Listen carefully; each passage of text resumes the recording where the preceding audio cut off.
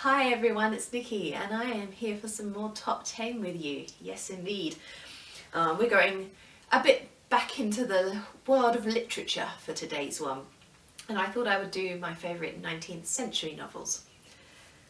Now this is a really hard category because the 19th century produced probably some of my favourite classics. So narrowing it down to 10 has been a little bit hard, but I will do my best, and I'm sure I could easily do a top 100 19th century novels, but we'll stick to the 10 just for today. So number one, my favourite is Les Miserables. I do love Les Miserables. It's one of those strange books though that I love bits of it more than others. I mean, the opening I find a little bit slow, and I do tend to, when I'm rereading, skim over the Waterloo stuff and get back to the main story. But aside from that, it hits the number one spot, sorry, because it's such a beautiful piece. I love all the characters, they're so memorable.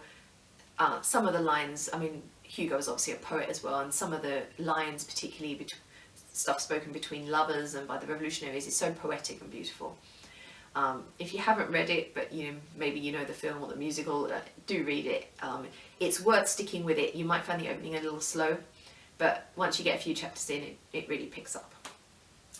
Number two, Jane Eyre by Charlotte Bronte. Now, I do love Jane Eyre, partly because I'm totally in love with Mr. Rochester, but it's one of those stories, Jane's just the every man or every woman as it is, and you feel like you could be her, and you could have this, what is, I guess, a sort of slightly scary adventure in some ways, but also an epic romance, and it's got such a wonderful sense of place.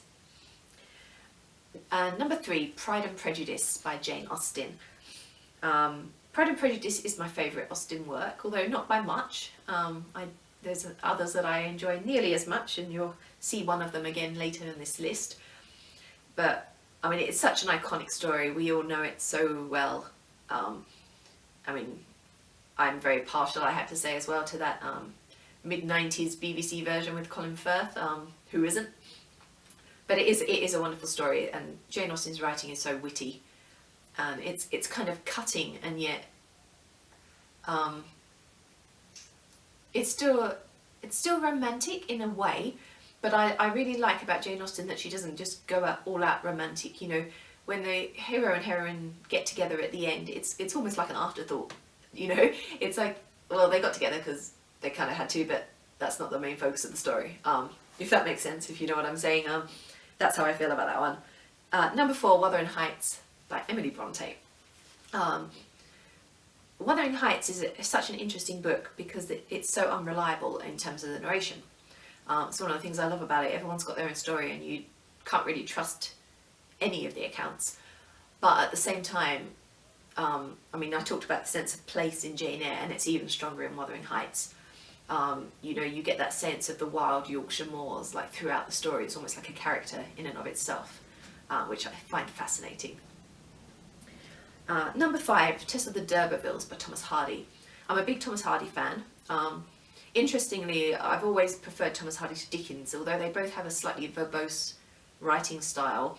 It's almost like Dickens is the town and Thomas Hardy is the country, but I've always preferred Hardy. And I do like his slightly more tragic tales, things like Jude the Obscure and Tess of the D'Urbervilles. I guess I love a good bit of tragedy or a bit of tragic romance, and Tess has that aplenty, so if you haven't read it, check that one out. Number six, George Eliot's Daniel Deronda. In terms of beautifully written works, I would say Middlemarch is probably her greatest achievement. However, in terms of enjoying the story as well, I've chosen to go with Daniel Deronda as my pick for the top 10. It's another one where I just really enjoy the story. I love the characters, and I think sometimes my choice in the top 10 is aided if there has been a really good adaptation on TV that I've enjoyed alongside loving the book. And that's the case with Daniel Deronda. Hugh Dancy played Daniel in a BBC adaptation some years back, which I still really enjoy to this day. It's a very nicely done adaptation. Back to Jane Austen for number 7 and Northanger Abbey. Now Northanger Abbey is probably not usually picked as one of her top works, but I really love it.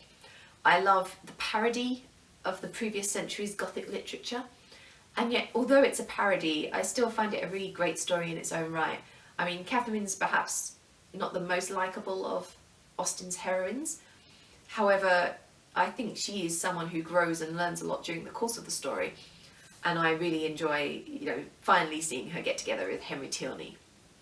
So just for the great fun that it presents as a parody and as a story in its own right is why that one's on the list. Number 8, Mary Shelley's Frankenstein. It's such an iconic piece, I don't know how you could not put it on a top 10 list. Again, an interesting narration, we don't know quite how much we can trust, but it's such an intriguing tale in terms of its plot and the themes and the questions it poses. So for that alone, it would make my top 10. Number 9, Dracula by Bram Stoker. Again, it's such an iconic piece, and one of the reasons that I've chosen this one in my top 10 is because I'm such a huge fan of vampires, both in literature and film and TV, that although there were vampire stories like Polidori's and such before Dracula, Dracula is really the one that I think launched the genre in the way that it's continued on to this day. That's the pivotal piece that really made vampires popular in literature. So that had to make the list. And finally, heading over to Russia, Dostoevsky's Crime and Punishment.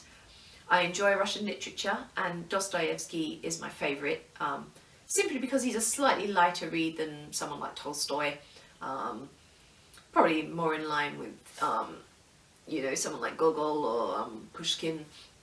But Crime and Punishment is one that's always stuck with me. Although he is a terrible figure in some ways, I've always rather loved Raskolnikov. I find him totally fascinating, and I enjoy his journey as the book progresses. If you consider how he is at the start and how he is at the end. And I'm sort of trying not to say too much about the plots, because although they're classics and part of me assumes everyone knows them, I know not everyone's read them, so I don't want to ruin the stories too much, if you know what I mean, in case anyone decides to go off and read them. But yeah, I find him a fascinating psychological study, Raskolnikov, which is why he's on the list. So those are my top 10.